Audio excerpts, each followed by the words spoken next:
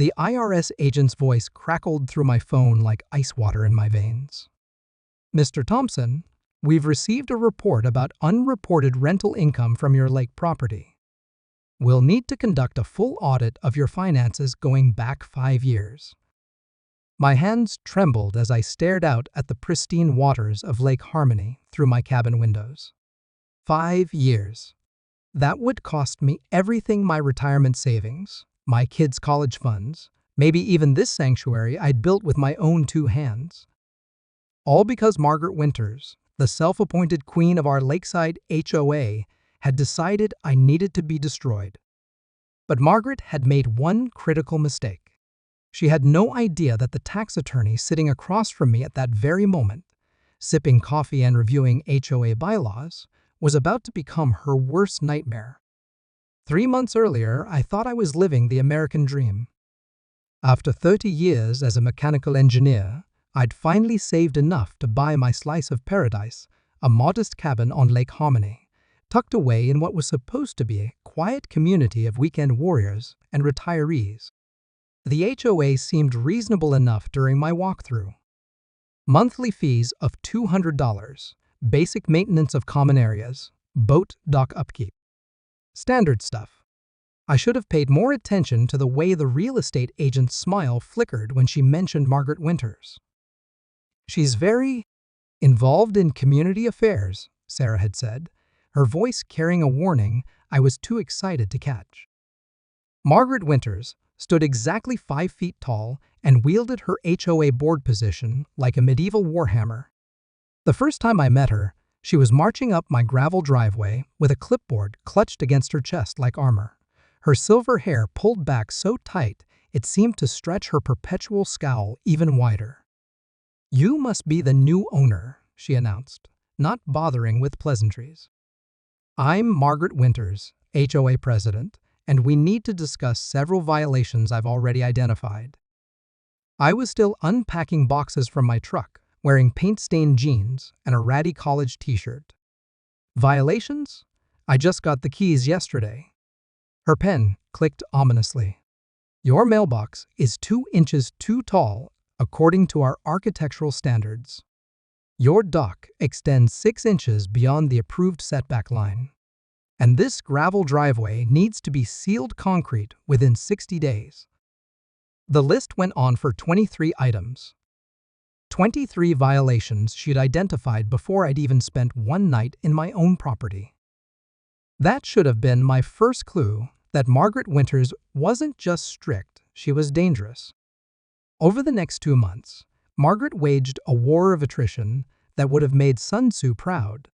Every week brought new violation notices sliding under my door like poison pen letters. My outdoor furniture was non-compliant with community aesthetic standards. My fishing boat was inappropriately stored despite being in my own assigned slip. The bird feeder I'd hung to attract cardinals was creating unsanitary conditions. The other residents watched from their windows as Margaret conducted her inspections, their faces carrying the hollow-eyed look of people who'd already surrendered. At community meetings, they sat in defeated silence while Margaret dictated new rules with the enthusiasm of a dictator discovering fresh ways to oppress her subjects. "Motion to require all outdoor lighting to be approved by the architectural committee," Margaret would announce, her eyes gleaming. "All in favor?" Hands would rise reluctantly, like white flags on a battlefield. But I wasn't ready to surrender. Not yet. The breaking point came on a sweltering Tuesday in July. I was hosting my brother's family for their annual lake vacation, something I'd been planning since I bought the cabin. His kids, aged 8 and 10, were experiencing their first real summer on the water, learning to fish and kayak with the pure joy that only children can muster. That's when Margaret struck. I was teaching my nephew Jake how to cast his line when Margaret's golf cart came screeching down the dock like a tiny chariot of fury. She leaped out, and I swear, for someone pushing 70, that woman could move like a caffeinated cat clutching a stack of papers. "Thompson," she barked, causing Jake to nearly drop his fishing rod. "We need to talk, now."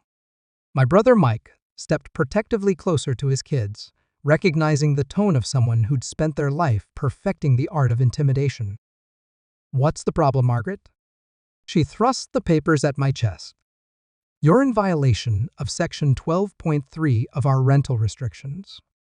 No short-term guests are permitted without prior board approval.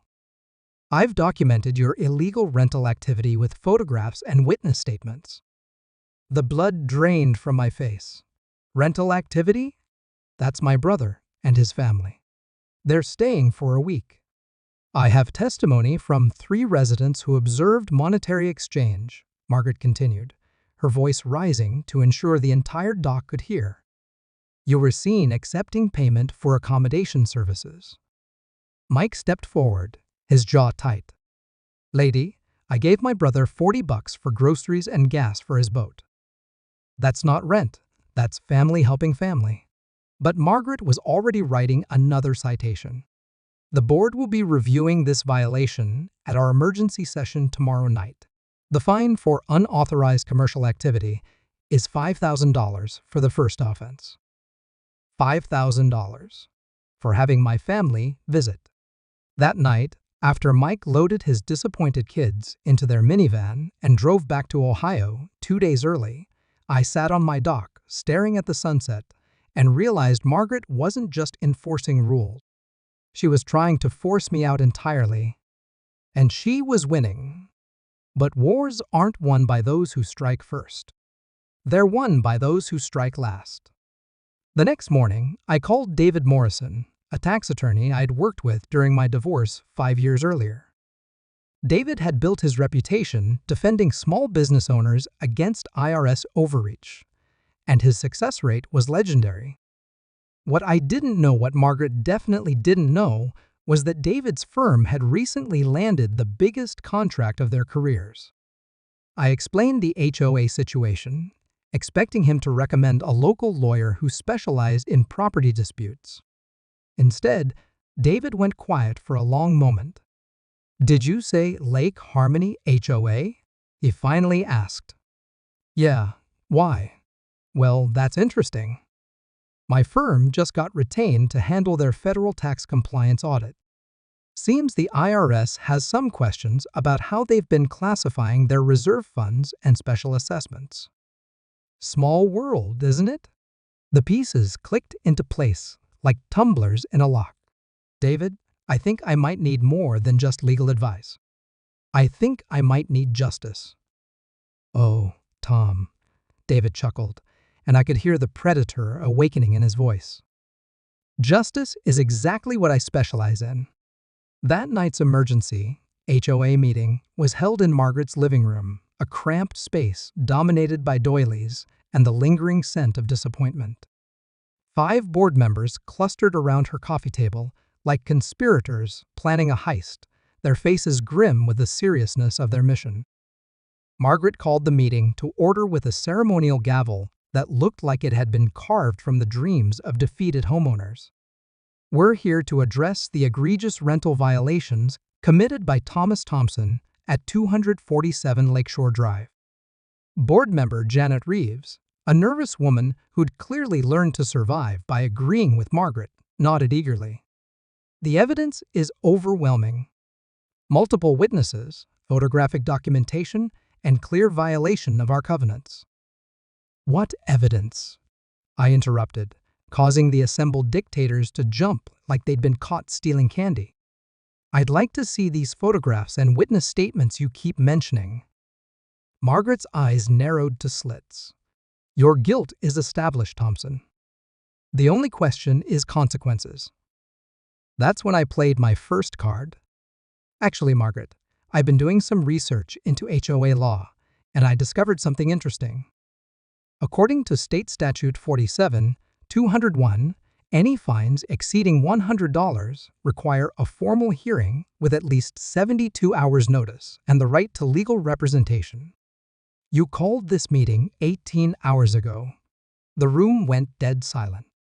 Margaret's gavel hand trembled slightly. "Furthermore," I continued, pulling out a folder David had prepared for me.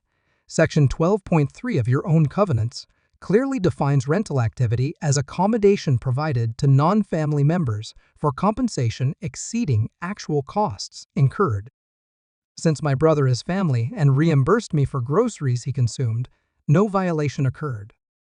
Margaret's face cycled through several shades of purple. You think you can lawyer your way out of this, Thompson? I've been running this community for 15 years. I know every rule, every precedent, every way to abuse your authority. I suggested helpfully. That's when Margaret made the decision that would ultimately destroy her. Her lips curled into a smile that belonged in a horror movie. Fine, Thompson. You want to play games? Let's see how well you handle a visit from the IRS. The threat hung in the air like a toxic cloud. The other board members shifted uncomfortably, suddenly realizing their fearless leader might have just crossed a line that couldn't be uncrossed.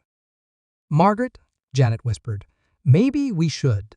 The meeting is adjourned, Margaret snapped, her gavel striking the coffee table with the finality of a judge's sentence. I walked out of that meeting, knowing the war had officially begun. What Margaret didn't realize was that she'd just handed me the ammunition I needed to win it. 2 weeks later, the IRS letter arrived exactly as Margaret had promised. But David was ready. Tom, this is actually perfect, he said, reviewing the audit notice with the enthusiasm of a kid opening Christmas presents. She's claiming you have unreported rental income, which means she's making specific accusations about your tax filings. That's a federal crime if she's knowingly filing false reports. But what if they audit me anyway? I asked, the worry gnawing at my stomach like a trapped animal. David's smile was sharp enough to cut glass. Oh, they will audit you. But they're also going to audit the HOA.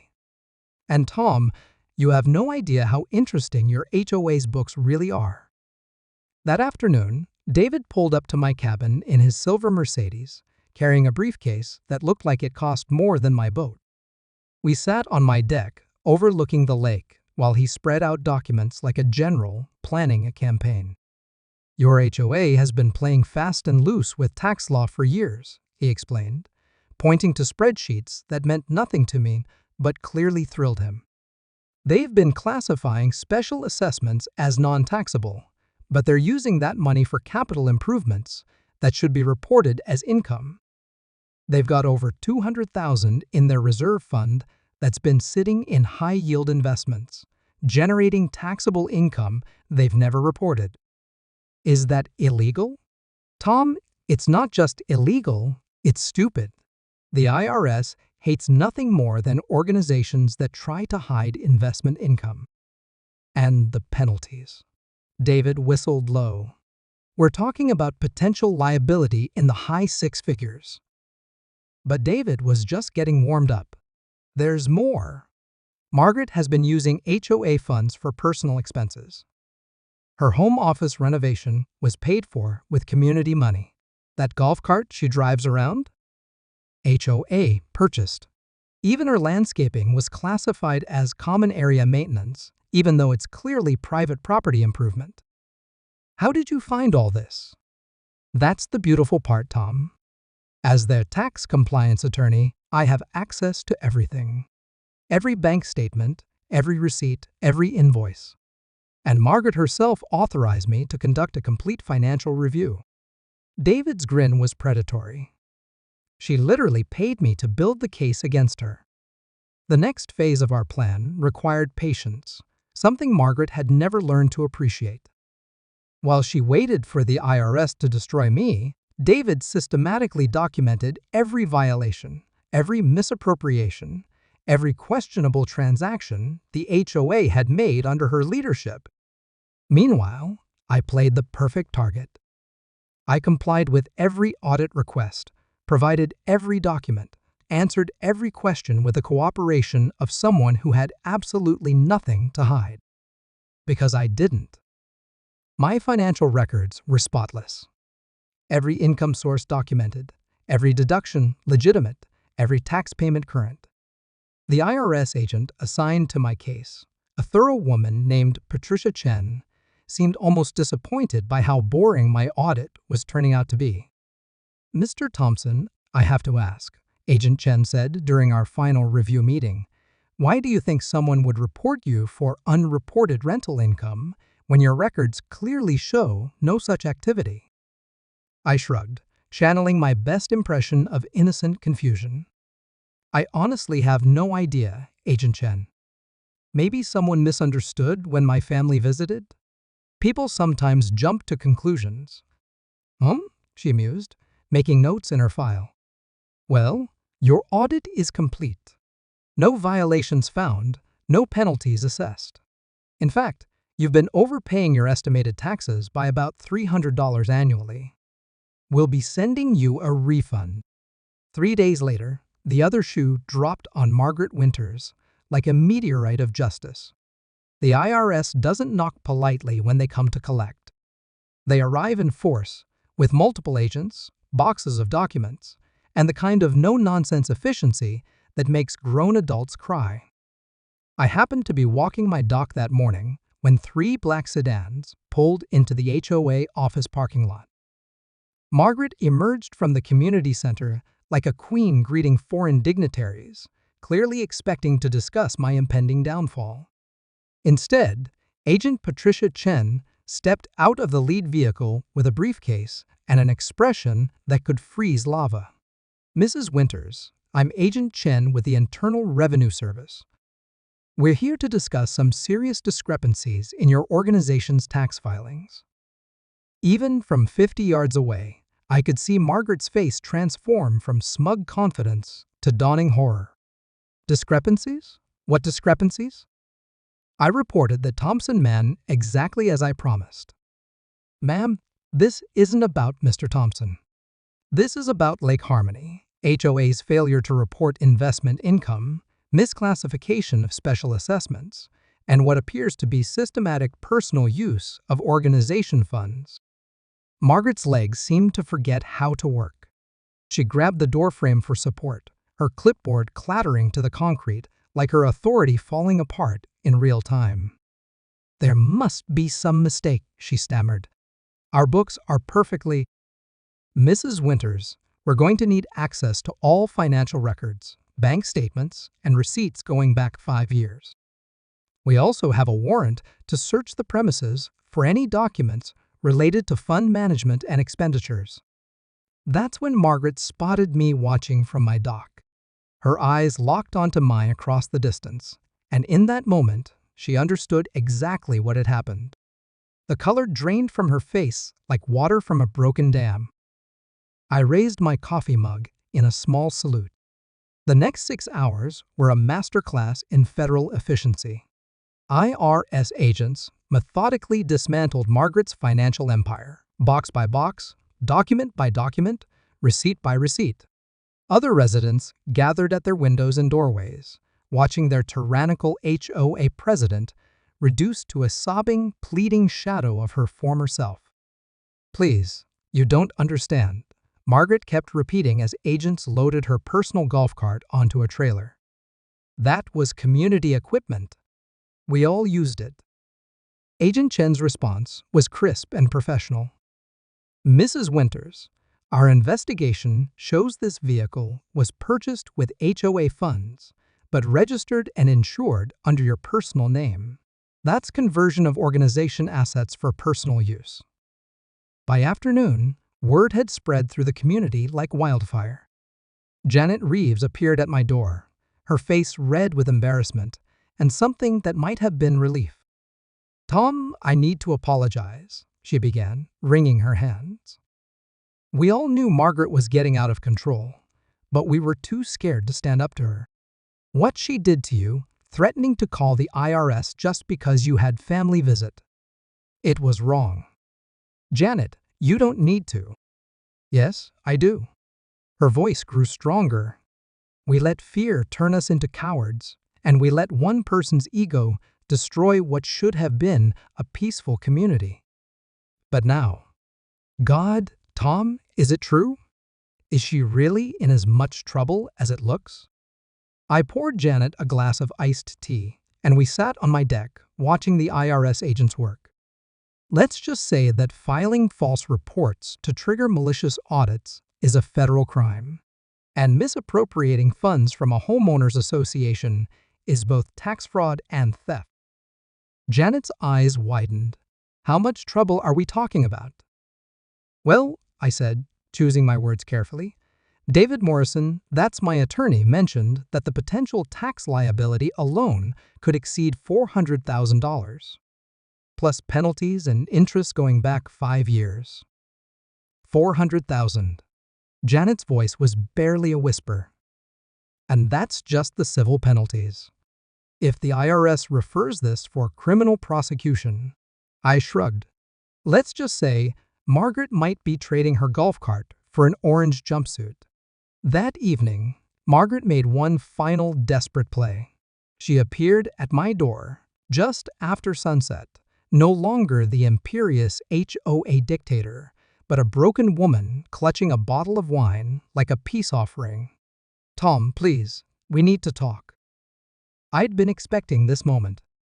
David had coached me on exactly how to handle it. Come on in, Margaret. Can I get you some coffee? She followed me to my kitchen, her hands shaking as she set down the wine. Tom, I think there's been a misunderstanding about the IRS, about the audit, about everything.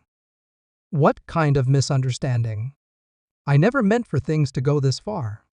When I called them about your situation, I was just trying to ensure community compliance with tax law. I had no idea they would audit the HOA as well. I nodded sympathetically. That must have been quite a surprise. Tom, you're a reasonable man. We're neighbors. Surely we can work something out. Her voice cracked with desperation. If you could speak to your attorney, maybe explain that this was all a big misunderstanding. Margaret, I said gently, I don't think you understand. I'm not the one who audited the HOA. The IRS did that because they found evidence of tax violations. David Morrison was just doing his job as your tax compliance attorney. The blood drained from her face. His job? What do you mean, his job? Margaret, didn't you know? David Morrison's firm is the one the IRS hired to review HOA tax compliance. When you authorized him to examine the books, you literally paid him to build the case against you. The wine bottle slipped from her fingers, shattering on my kitchen floor in an explosion of glass and regret. You planned this? She whispered. This whole thing was planned. No, Margaret. You planned this when you decided to use federal agencies as your personal revenge tool. I just made sure justice was properly served. She stared at me for a long moment, then slowly sank into one of my kitchen chairs. I'm ruined, aren't I? Margaret, you ruined yourself the moment you decided that being HOA president made you queen of the world. The tax violations, the personal use of funds, the harassment of residents, none of that was my doing. 2 months later, Margaret Winters pleaded guilty to federal tax evasion and theft of organization funds. The judge sentenced her to 18 months in federal prison and ordered full restitution to the HOA, which totaled just over $600,000 when penalties and interest were included. The community elected a new HOA board with Janet Reeves as president. Their first official act was to rescind every violation notice Margaret had issued during her reign of terror and refund all associated fines. Their second act was to implement a new policy requiring board approval for any contact with federal agencies regarding individual residents. The third act was to officially commend me for bringing transparency and accountability to community governance. But the sweetest justice came 3 weeks later when I received an unexpected visitor. Agent Chen appeared at my door with a folder and an expression I couldn't quite read. Mr. Thompson, I have some interesting news about the person who filed the initial report against you. Oh, Filing a false report to the IRS with intent to cause harm is a federal crime. We've been investigating Mrs. Winter's motivations for reporting you, and we've discovered a pattern of malicious reporting against multiple residents over the past 2 years. My coffee mug paused halfway to my lips. A pattern? 17 different residents, all targeted after disputes with Mrs. Winters. The IRS doesn't take kindly to being used as a personal weapon in neighborhood disputes. Agent Chen opened her folder and pulled out a document. Mrs. Winters will be facing additional federal charges for abuse of government process and filing false reports. We estimate an additional 12 to 18 months will be added to her sentence. After Agent Chen left, I walked out to my dock and sat in the evening silence, watching the sun paint the lake in shades of gold and crimson. For the first time in months, Lake Harmony actually felt harmonious. My phone buzzed with a text from David Morrison. Tom, got great news. The IRS is so impressed with how we handled the Lake Harmony case, they've asked us to head up a new task force investigating HOA tax compliance statewide. Looks like Margaret Winters accidentally started a revolution. I typed back, any chance other nightmare HOA presidents will be getting surprise visits? Tom, we've already identified 47 organizations with suspicious financial practices. Margaret Winters was just the beginning. 6 months later, I hosted Thanksgiving at the lake cabin. Mike brought his family for their first visit since the incident, and this time the kids got to spend a full week fishing, kayaking, and learning that not all HOA disputes end with innocent people being driven away. On Thanksgiving morning, while the turkey roasted and my nephew Jake practiced his casting from the dock, Janet Reeves stopped by with a pumpkin pie and an update. Tom, you'll get a kick out of this, she said, settling into one of my deck chairs. We got a letter from the state attorney general's office yesterday. Apparently, your case has been used as evidence in 12 other HOA prosecutions across the state. Really? Margaret Winters accidentally created legal precedent for prosecuting HOA board members who abuse their authority. The Attorney General called it the Lake Harmony Standard for identifying malicious governance. I shook my head in amazement.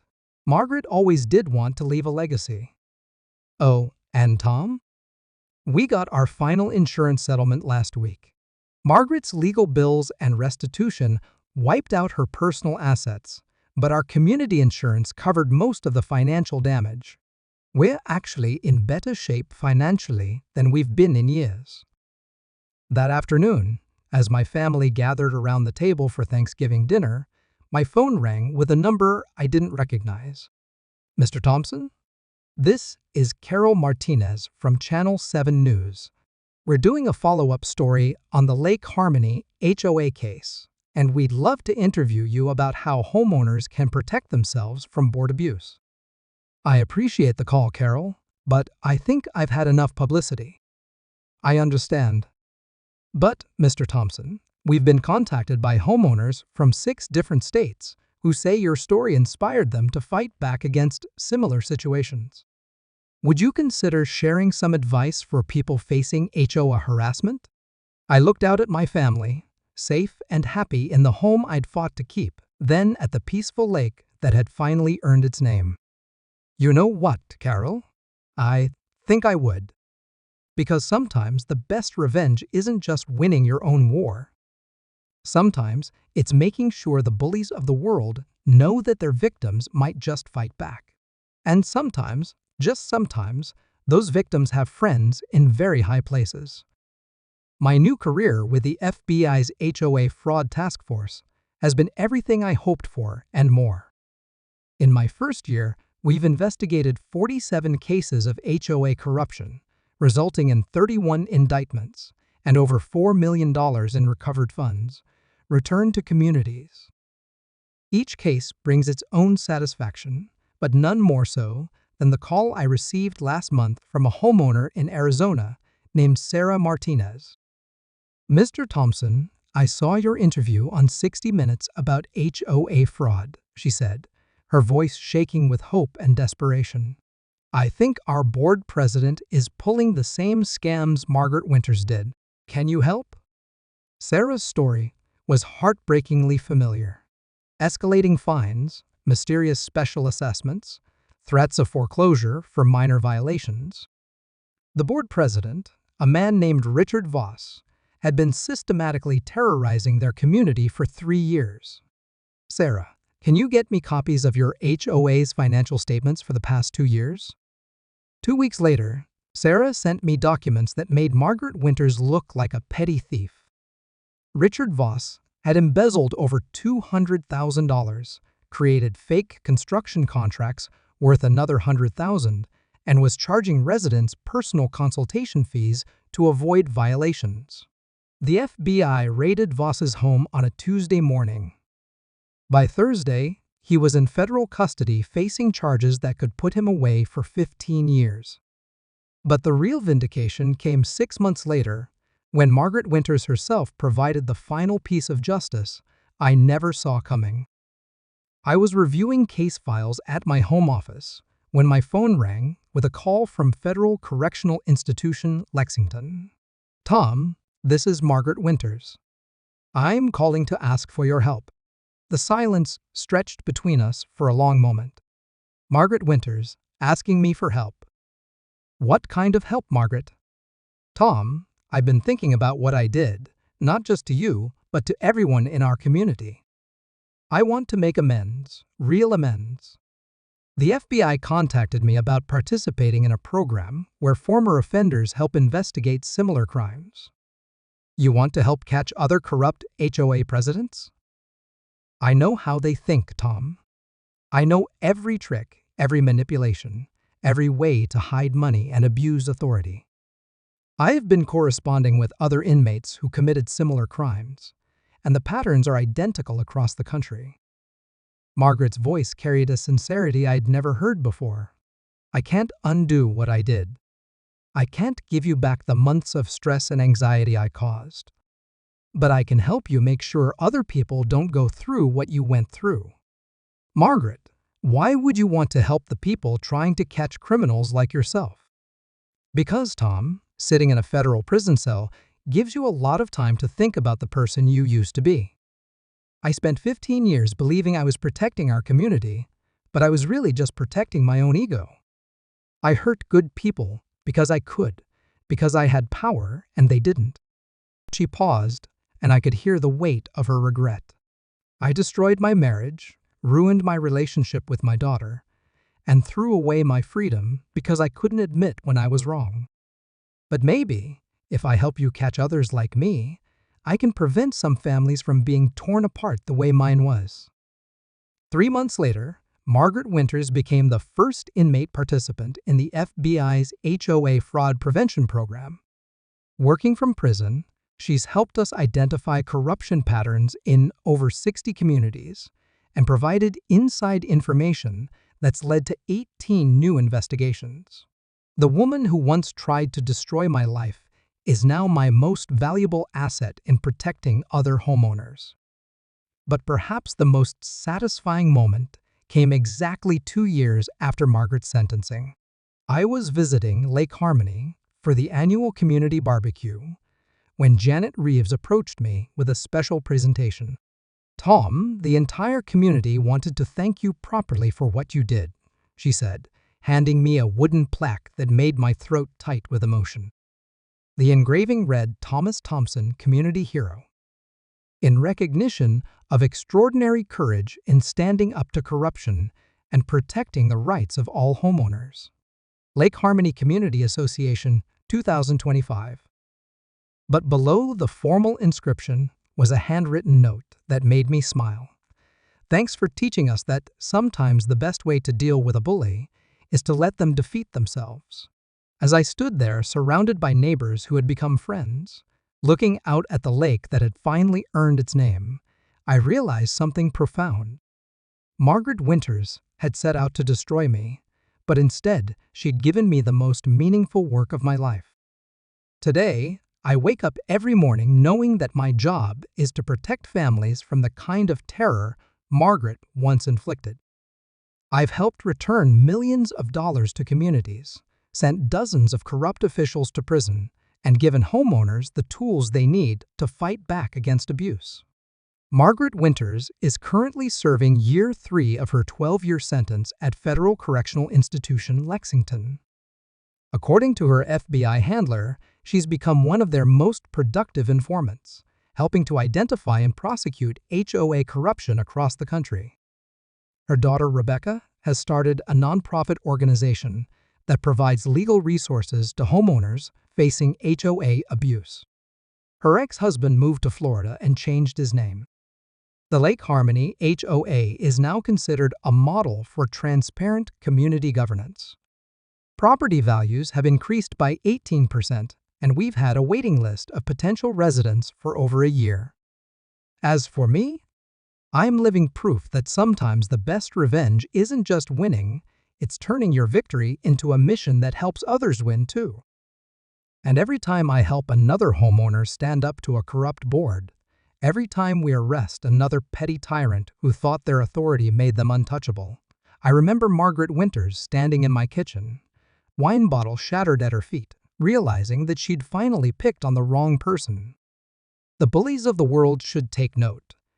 Your victims might just be better connected than you think. And sometimes, justice comes with compound interest.